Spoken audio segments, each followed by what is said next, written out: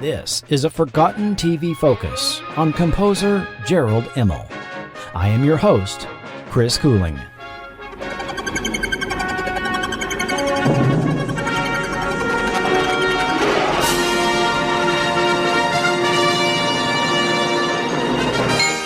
The swashbuckling-style adventurous theme music to the 1982 time-traveling fantasy series Voyagers was composed by Jerrold Immel.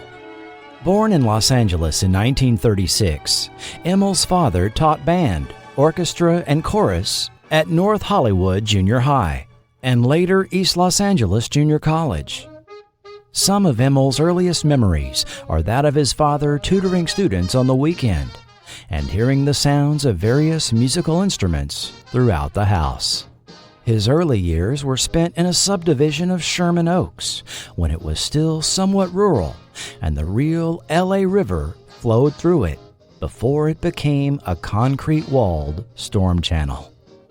Young Immel collected 78 RPM records of classical music and would fall asleep to the evening concert on KFAC-FM.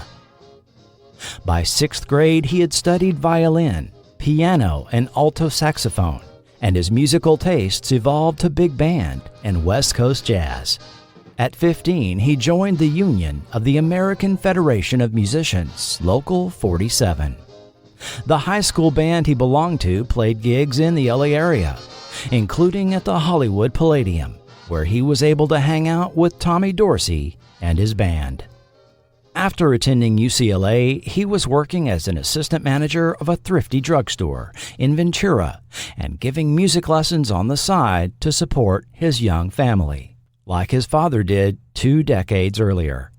But in 1962, Eddie Ochnoff, a contact he had been introduced to by his cousin's wife, tracked him down in Ventura and offered him a job at 4 Star Television. This has been a 4-Star production. Jerry, 4 Star has grown enormously and quickly. I have the budget now to hire an assistant librarian. I can't guarantee you any length of time, but if things keep going like they're going, I can teach you to be a music copyist. The whole inside of the music preparation business and recording. If you can manage to come in on weekends, I can send you home with some scores, and I'll get you started. After proving he could do the work, Ochnoff hired him as an assistant music librarian at 4 Star, helping with scoring sessions, keeping track of sheet music, and the never-ending chore of copying music, transcribing a composer's hastily written pages of music and notations into a final version, measure by measure, note by note, even deciphering what instruments in the performance will be doing and when. During this time, he also trained under Disney staff composer Franklin Marks, where he learned the basics of composing music for film and even managed to find side work, notably for MGM, on Dr. Zhivago. 2 years later, when music director Herschel Gilbert moved over to CBS television, he took Immel with him, where he would continue working as a music librarian copyist. Earning a reputation of being a reliable copyist and arranger over nearly a decade, he was given his break scoring individual music cues and then full episodes of Gunsmoke, Hawaii Five-0, Policewoman, and Matt Helm. He also scored the 1974 horror film The House on Skull Mountain. This led to opportunities to compose opening credit themes. And even if you didn't know his name before now, if you've watched TV over the last 50 years or so, you've certainly heard his music.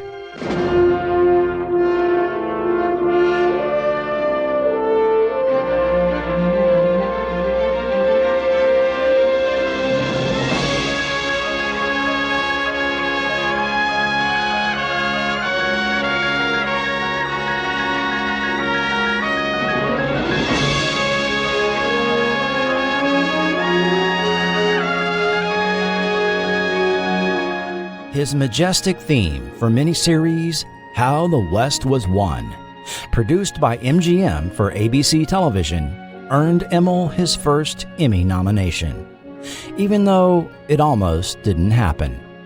After being picked by executive producer John Mantley, ABC network executives had never worked with Immel before and didn't know him. MGM and ABC selected the talented Jerry Goldsmith instead. Immel was devastated, but as luck would have it, Goldsmith had to drop out due to a conflict. It turned out he had to be in London to score The Omen. With Jerry Goldsmith out, Mantley insisted the job be given to Immel, saying, "I didn't take any more of this stuff from ABC. I hired the best guy, and he can't do it. So Jerry Immel is my composer, and that's it." Immel was given an hour and 7 minutes of music to compose in 22 days for the initial installment, a feature-length presentation titled The McCahans. The main theme, noble and soaring, played over breathtaking aerial-filmed pans of the American West, became known as one of the great musical pieces of Americana ever composed for television. Upon hearing the first couple of bars of music, Mantley leapt in the air, and the network and studio suits started congratulating each other. The theme was reused for remaining installments of the miniseries over the next 3 years. Immel never wanted for work after this and was kept busy with TV movies, Nowhere to Hide, Nowhere to Run, Go West Young Girl, and Lassie, The New Beginning. His work drew the attention of producer Leonard Katzman, who was interested in having a big score for his upcoming series, combining a sweeping Western theme with modern, urban elements. Jerry, think giant. Then think urban. Those are the two qualities we want. We want the vastness of Texas, the cattle, the oil, but we also want the pulse of the business world and the excitement that goes with that. What Immel delivered became an iconic masterpiece.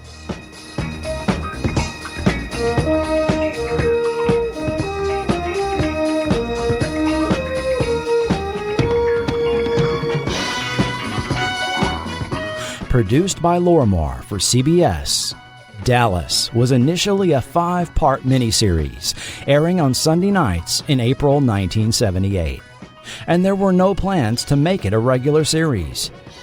Viewer response was robust enough that CBS greenlit a full season for the fall 1978 schedule, and it proved to be a Friday night ratings powerhouse for the network, responsible for the demise of many a series that has been discussed on this podcast.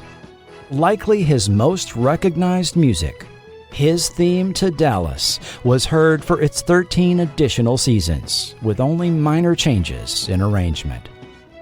The pop culture impact of Dallas over the 1980s, as well as that of breakout character J.R. Ewing, played by Larry Hagman, is hard to overstate.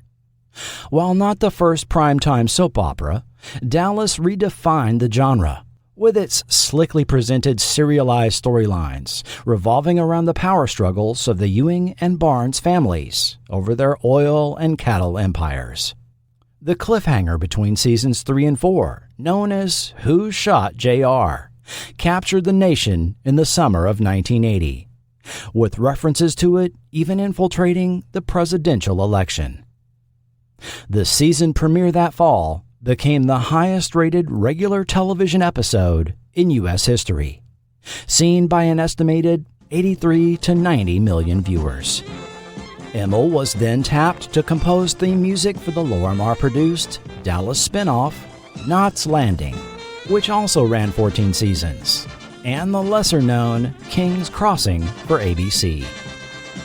Before TV audiences heard Immel's theme to Voyagers in the fall of 1982, however, that summer, those that ventured to select theaters would have heard his electronic heavy score to a particular popcorn flick that didn't really get off the ground.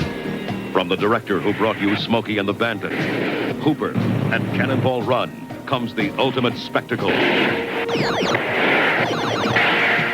Megaforce, an elite compact fighting unit armed with the most sophisticated weapons science can devise.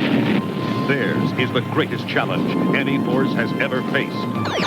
Megaforce, rated PG, now playing at a selected theater near you. Megaforce was a film that seemed to be advertised on the back of every comic book that summer, as well as on the newspaper comic page.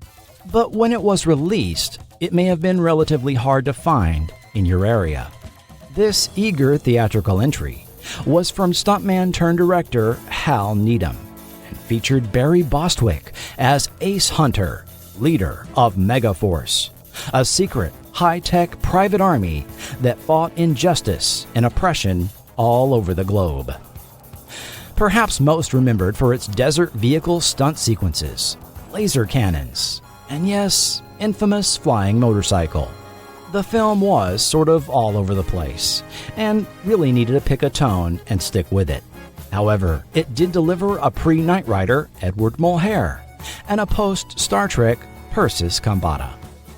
At the time, the film also faced negative reviews and incredible box office competition that summer, from the likes of Conan the Barbarian, Rocky III, Poltergeist, Star Trek II, E.T., Blade Runner, Tron, Fast Times at Ridgemont High, and even Annie.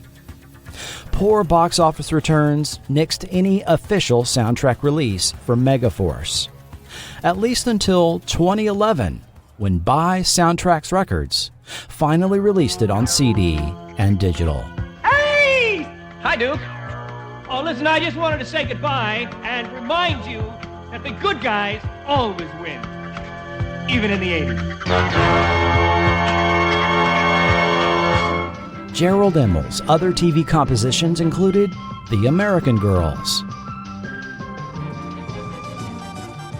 Voyagers, and Paradise.